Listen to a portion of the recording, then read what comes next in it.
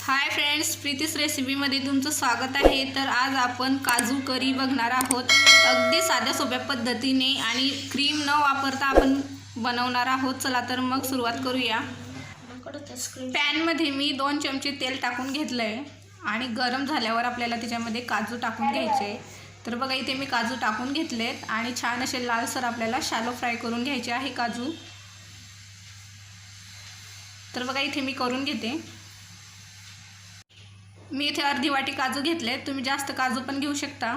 तर बघा इथे छान असे आपले लालसर आता शॅलो फ्राय झालेत काजू।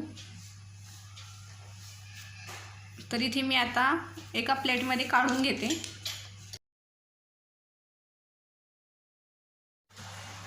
इथे बघा मी काढून घेतलेत काजू आणि त्याच पॅनमध्ये आपल्याला आता कांदा टाकून घ्यायचा आहे। इथे मी एक मोठा कांदा चिरून घेतलाय, तो टाकून घेतला।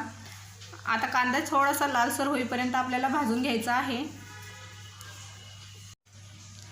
तर आता कांद्यामध्येच मी एक तेजपत्ता टाकून घेतला आहे आणि एक दालचिनीचा तुकडा, तो पण छान आपल्याला परतून घ्यायचा आहे। इथे जास्त खडे मसाले मी वापरले नाही आहेत, फक्त दालचिनी आणि तेजपत्ताच वापरलेला आहे। आता इथे आपण टोमॅटो पण टाकून घेतला आहे। तर मी इथे एक टोमॅटो घेतलेला आहे, छान आता परतून घ्यायचा आहे। मसाला भाजतानाच आपल्याला लसणाच्या पाकळ्या टाकून घ्यायच्या आहेत। तर मी इथे 5 ते 6 लसणाच्या पाकळ्या घेतल्या आहेत आणि अद्रकचे तुकडे बारीक करून घेतले आहेत, ते मी टाकून घेतले।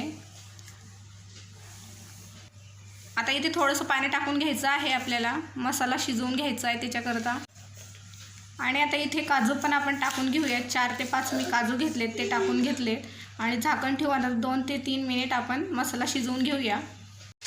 आता इथे बघा 2 ते 3 मिनिट झालेले आहे आणि मसाला पण खूप छान असं शिजलेला आहे। आता मी हा मसाला मिक्सर जारमध्ये काढून घेते। आता इथे कोथिंबीर पण टाकून घेऊयात आणि थोडंसं थंड पाणी टाकून आपण याचं वाटण तयार करून घेऊया। आणि आता त्याच पॅनमध्ये आपण तेल टाकून घेऊ। तर बघा इथे मी तेल टाकून घेतले। तेल थोडंसं गरम झालं की आपल्याला त्याच्यामध्ये तेजपत्ता टाकून घ्यायचा आहे आणि एक मोठी विलायची आणि एक दालचिनीचा तुकडा, 2 वेलदोडे घेतले, ते पण टाकून घेतले। तेल थोडंसं गरम आहे, त्याच्यामध्ये आपण आता मसाले घालून घेऊयात। तर इथे लाल तिखट टाकून घेतले। लाल तिखट तुमच्या आवडीप्रमाणे तुम्ही टाका।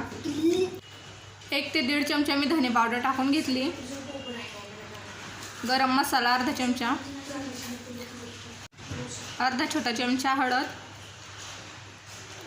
मसाले छान मिक्स करून घेऊयात। आता इथे आपण वाटलेली ग्रेव्ही टाकून घेऊयात। तर इथे बघा मी टाकून घेतली। इथे छान असं मिक्स करून घ्यायचं आहे मसाला।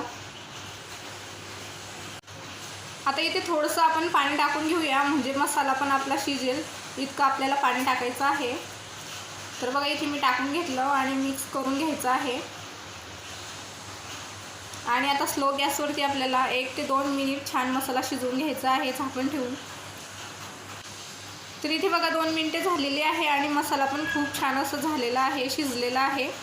तर तेल पण खूप छान असं सुटलं आहे मसाल्याला। छान असं मिक्स करून घेऊया आणि आता आपण काजू टाकून घेऊया, जे आपण काजू तळलेले होते ते परत एकदा मिक्स करून घेऊ। आणि आता आपल्याला हवं तेवढं आपण पाणी टाकून घेऊया। काजू करी ही जास्त पातळ नसती, त्याच्यामुळे अंगिरसच करायचा। इथे मी मिक्सरच्या भांड्यामध्येच थोडंसं पाणी फिरवून ते टाकून घेतलंय आणि आता इथे चवीनुसार मीठ टाकून घेऊ। तर इथे बघा मी टाकून घेतलंय। इथे मी वरून थोडीशी जिरे पावडर टाकलेली आहे। जिरे पावडरमुळे खूप छान स्वाद लागतो भाजीचा। वरून बारीक चिरलेला कोथिंबीर पण टाकून घेऊयात। तर इथे बघा मी टाकून घेतला। इथे मी वर थोडंसं बटर टाकलेलं आहे। बटरऐवजी तुम्ही गावरान तूप जरी टाकलं तरी पण खूप छान लागते ही भाजी। आता इथे झाकण ठेवून स्लो गॅसवरती आपल्याला 1 ते 2 मिनिट उकळून घ्यायची भाजी। तर बघा इथे मी भाजी उकळून घेतली। खूप छान अशी भाजी उकडलेली आहे आणि वास पण खूप छान येतोय भाजीचा। तर आता सर्व करून घेऊया। तर इथे तुम्ही बघू शकता किती साध्या आणि सोप्या पद्धतीने आपण भाजी बनवलेली आहे। तर अशा प्रकारे तुम्ही ट्राय नक्की करा।